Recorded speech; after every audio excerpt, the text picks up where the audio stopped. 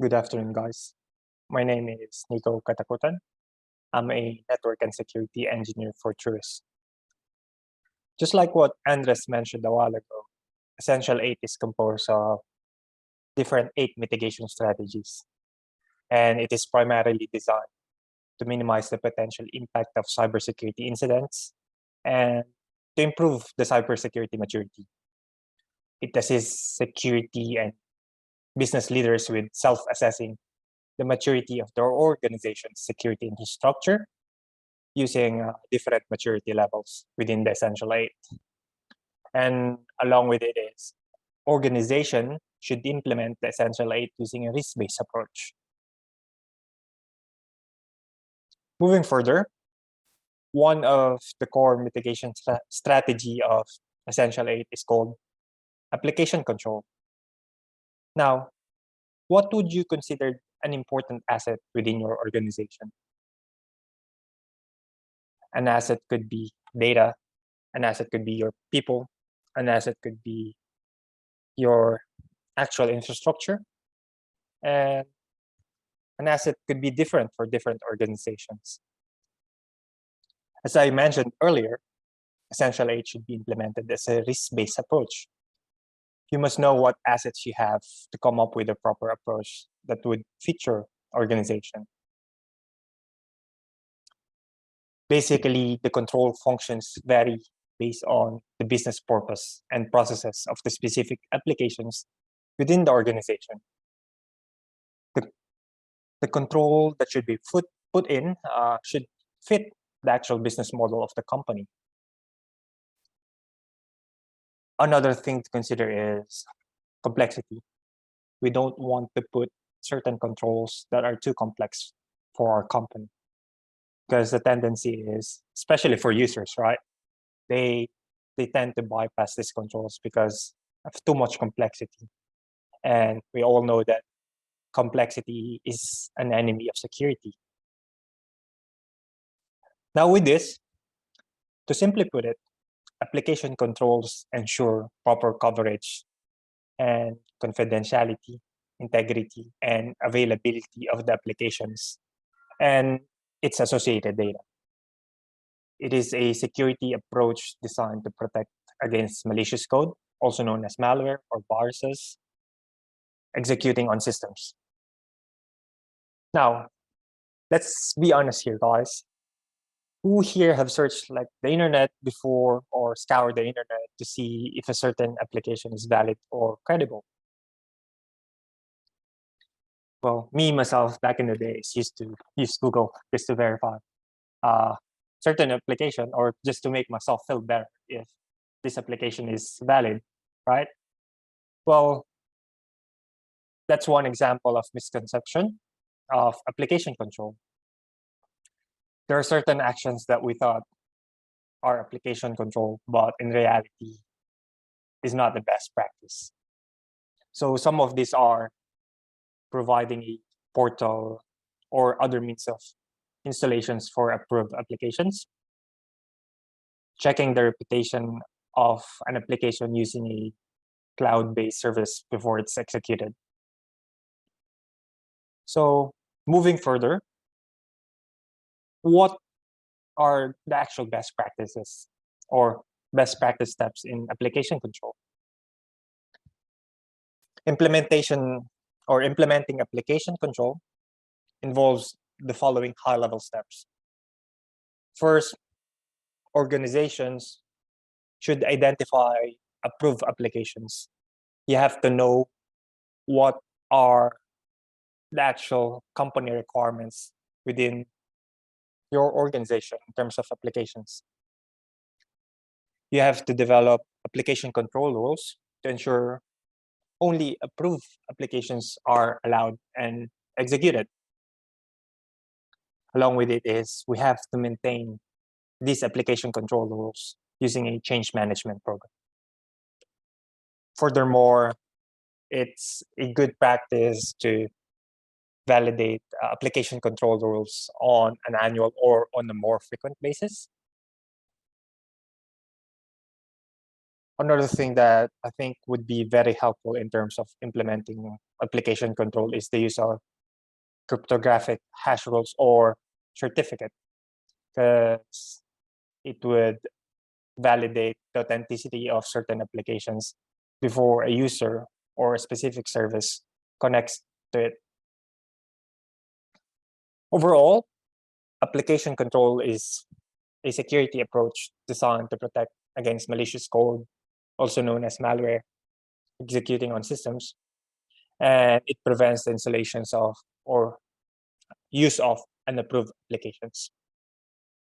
Moving further, the next mitigation strategy under Essential 8 is called Disable Untrusted Microsoft Macros Background. First, what are macros? A macro can contain a series of commands that can be coded or recorded and replayed at a later time to automate repetitive tasks. Macros are powerful tools that can be easily created by novice users to greatly improve their productivity.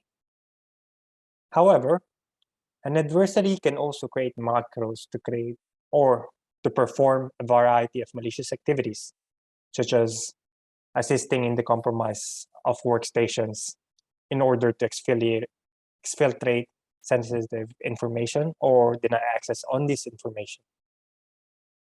Challenges such as macros are not always trusted.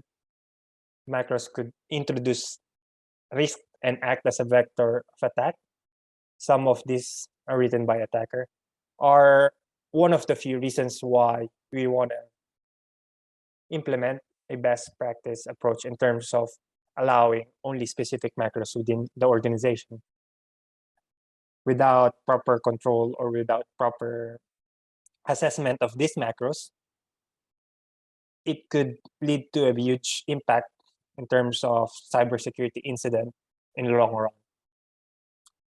Now, how are macros verified and trusted? Evaluation of macros are necessary and trustworthy. Now, how are macros verified and trusted? Evaluation of macros that are necessary and trustworthy by checking business requirement is a must. Next, validation using digital signing or the use of certificate is a good way to authenticate or to determine if these specific macros are authentic. Now, how can I determine which macros to trust, or how can you determine which macros to trust? To manage the use of macros within an organization, all macros created by users or third parties should be reviewed by an independent party to the developer and assessed to be safe before, during, or approved for the use within the organization. When assessing whether macros are safe or not, it's always best to ask the following questions. First, is there a business requirement for a particular macro? Next is, has the macro been developed or provided by a trusted party? Lastly is, has the macro been validated by a trustworthy and technically skilled party? These questions help in terms of assessing whether macros are safe or not. Now, moving forward, how do we secure system from malicious macros? To protect ourselves or yourselves against malicious macros, organizations should implement one or combinations of the following approaches. First, macros are disabled for users that do not have a demonstrated business requirement. Second, only macros from trusted locations are enabled. Next is, only macros digitally signed by trusted publishers are enabled. These points or these steps helps in terms of securing or just allowing the specific macros within the organization. In addition to the recommended approach above, organizations should also consider implementing application control to mitigate malicious macro running approved applications. And there's various technologies that could also monitor and prevent the running of macros within the environment. So another core strategy from the Essential 8 is called restricting admin privileges.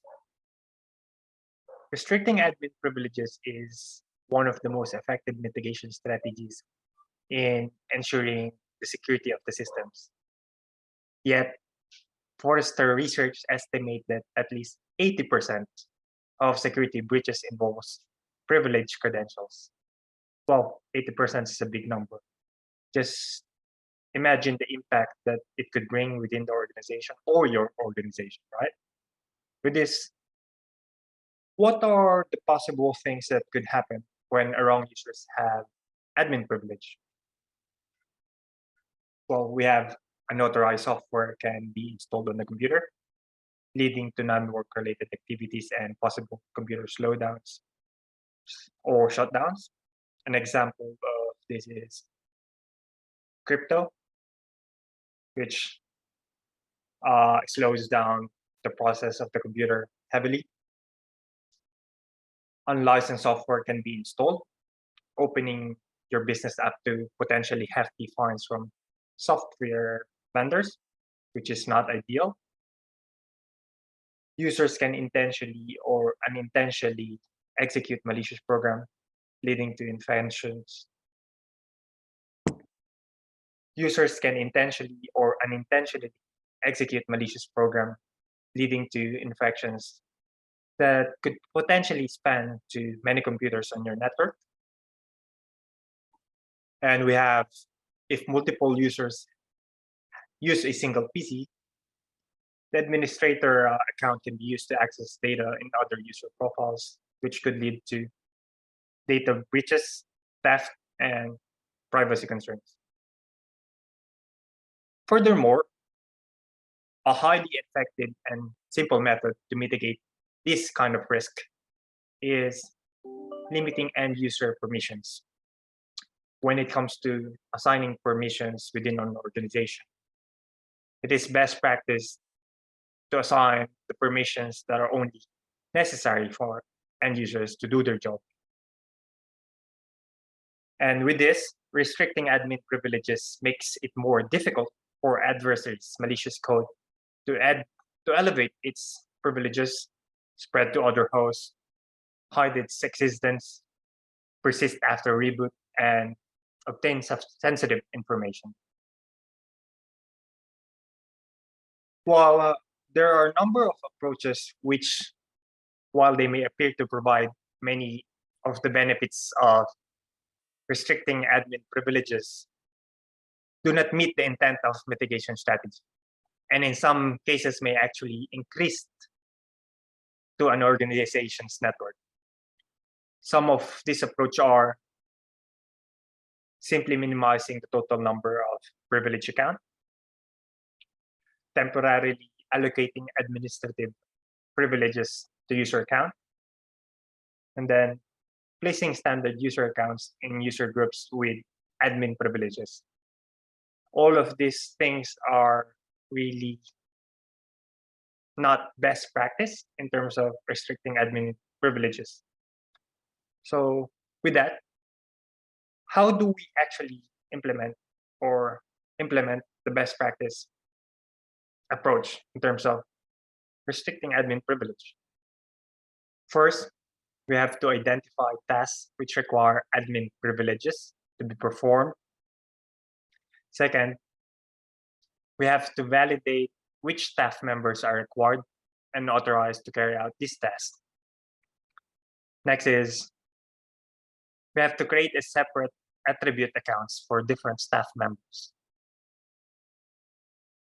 Another thing is we validate staff members' requirement to have a privilege account.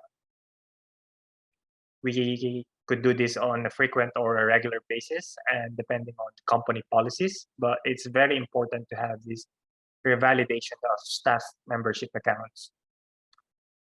Another thing that is very important in terms of implementing restriction. Another important step in restricting admin privileges is called RBAC, or role-based access control. So just like what I mentioned a while ago, we have to create separate attributable accounts for different staff. It's somehow similar with that, but we have to create accounts based on the role. And lastly, it's always best practice to implement the principle of least privilege.